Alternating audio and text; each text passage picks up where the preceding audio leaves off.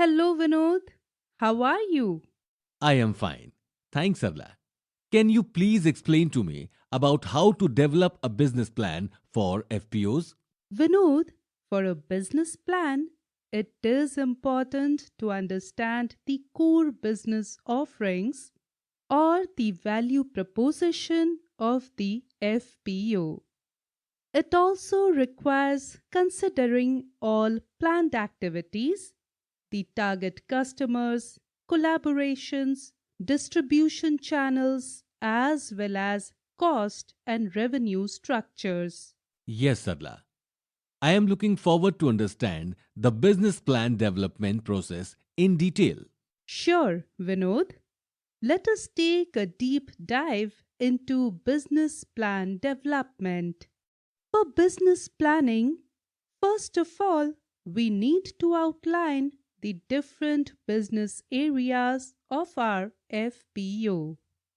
The FPO's business can be broadly categorized into four fields: aggregation of produce, trading, processing or manufacturing, provision of services.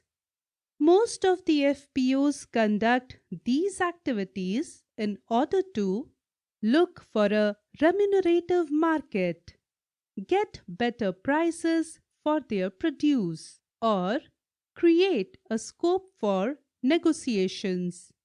All these agribusiness activities require proper planning so that the FPO can arrange resources on time to serve both the members and the market. Thanks for the overview, Sarla. So, let us see what a business plan exactly is. Vinod, a business plan is the roadmap of an enterprise program.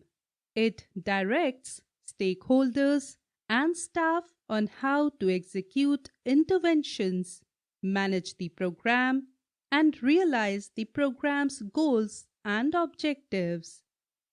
A business plan is a planning tool. It allocates resources and measures the results of our actions, and it helps us to set realistic goals and make decisions. A business plan is required to get funds for your agribusiness. Any funding agency, such as a bank or a venture capital firm, is looking for a business plan or proposal with details on the planned activities to fund the project. Good to know, Sarla. What exactly should this plan entail? A business plan provides a roadmap to achieve the business goal.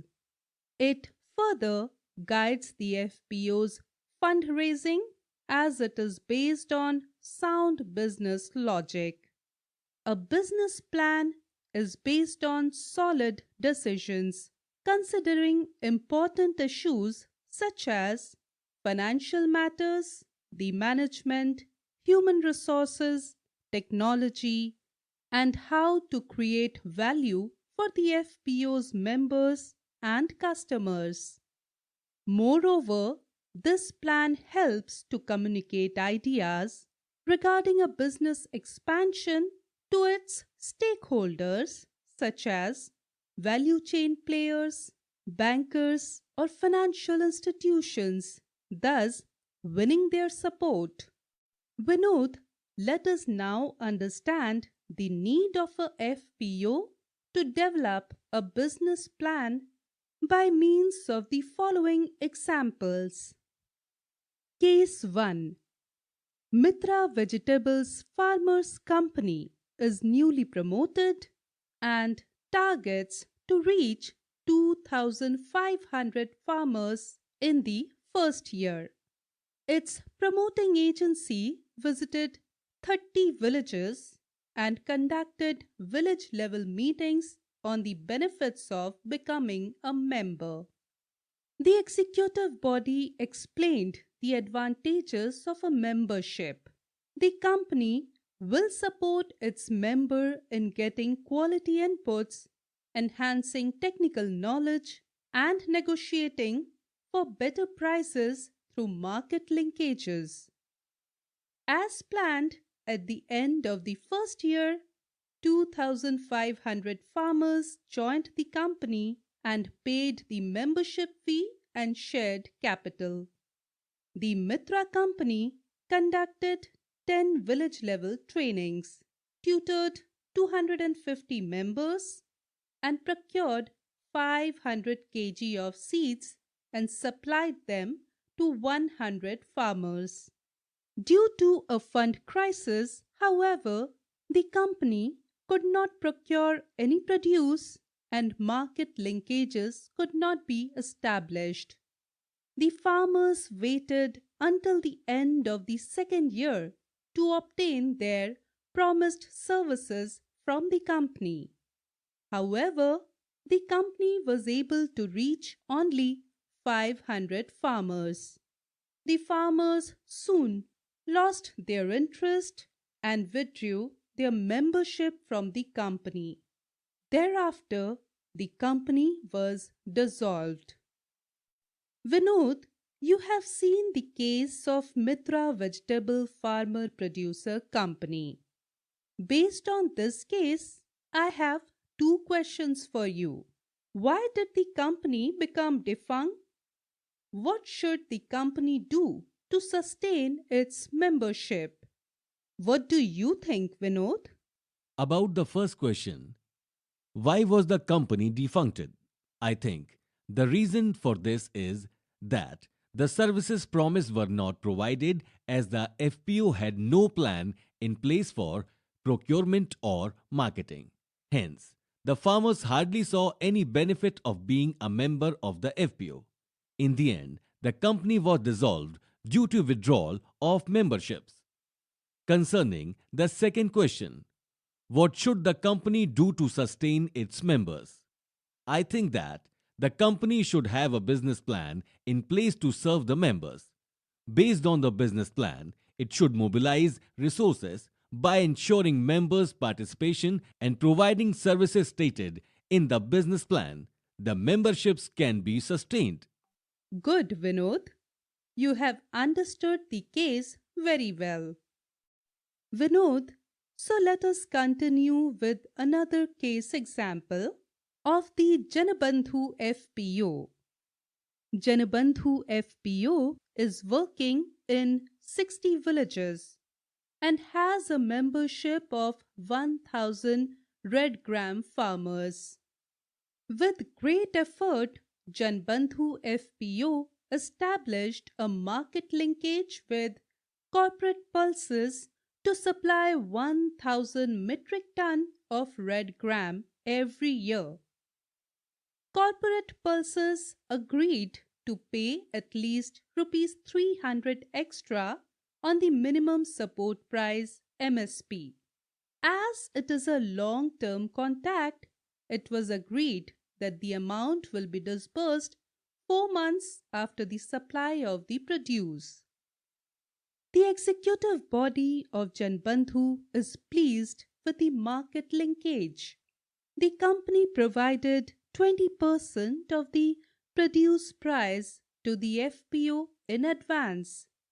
The FPO prepared a business plan and approached a bank to receive the remaining 80% of the needed amount as pledge loan, warehouse receipt for 4 months to pay out its member farmers. After 4 months, the FPO received the outstanding money from the company. The company then returned the loan to the bank.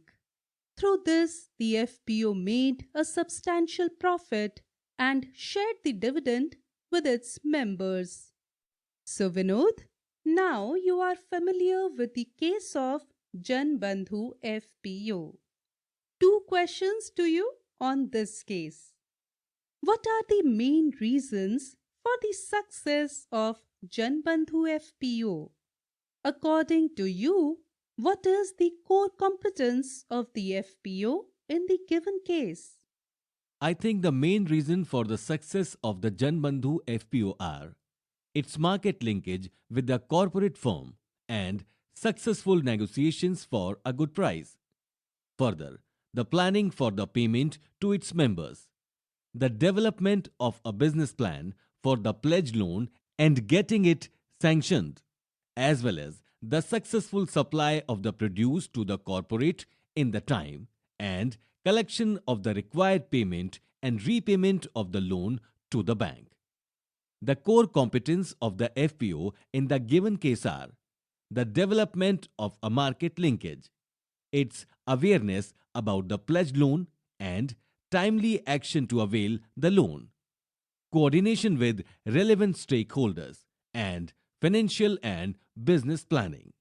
Vinod, you answered this very well. Keep in mind the pledge loan. The FPO asked the bank for a short term loan for its receivables from the company for 4 months. The case examples were very helpful. Let me summarize my learning of today's session. In the first case, the company started with a positive result as it was able to gain 2,500 shareholders and conduct trainings for the farmers. However, the company was able to provide its services only to a limited number of farmers due to inadequate planning for procurement and missing market linkages. The company neglected to plan for business finance agreements. Financial planning is important and fund mobilization needs to be done in time, as seen in case 1. If this is not done properly, the company will not be able to provide sufficient services to its members. As a result, the company may lose the trust of its member farmers. For comprehensive business planning, all components of the plan should be kept in mind before signing any contract. As seen in case 2, profound planning leads to the success of an initiative. A business plan is wholesome when it includes all aspects of the business, such as financials, human resources, raw materials, marketing, etc.